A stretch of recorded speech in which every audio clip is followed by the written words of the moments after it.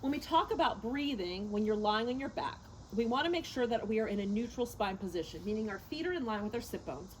Our tailbone is heavy. We have a slight arch in our back. Our shoulder blades in the back of our head is resting on the mat.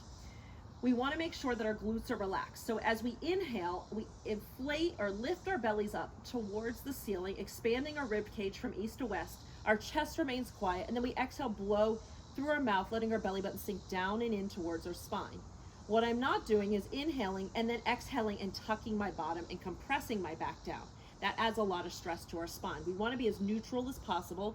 We inhale and then exhale, blow, and just pull your belly button towards your spine.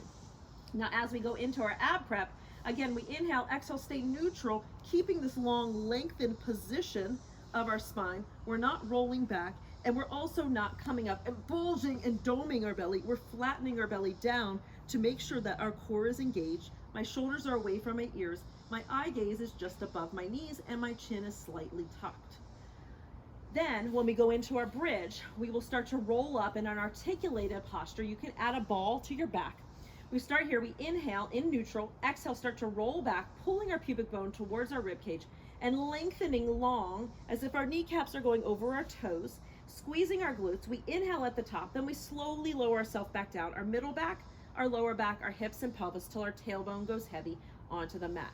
So it's nice and smooth as we roll up. I'm pressing through my feet, my big toe, and lengthening long. This allows my glutes to engage and my core to engage.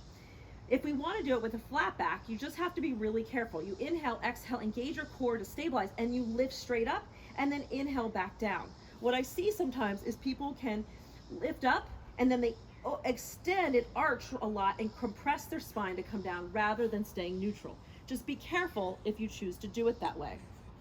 And going into side lying postures like side leg series, again, we want to be nice and vertical, as if my top leg is slightly longer than my bottom leg, and I have a peephole underneath my side. I can place my hand here to create stability, but I want to be vertical, as if I'm inside two panes of glass. I'm going to lengthen my leg up, making sure that everything is aligned. If it comes forward, I'm going to engage with my glutes. If I go back too much, I'm going to compress my low back. Again, if I come forward, just to correct, it's actually your hip flexors start to engage, not your glutes. But you want to be vertical as you go up and down to create nice stability and engage the outside of your hips. When we go into quadruped, again, making sure that you're staying stable, pulling the belly button towards your spine. As you lengthen long here, keep everything level. Don't overextend into your low back. Don't round through your upper back. You're keeping everything nice and level. And my down leg is vertical, which means I almost have to shift my body to my left so that I'm not shifting everything to the right.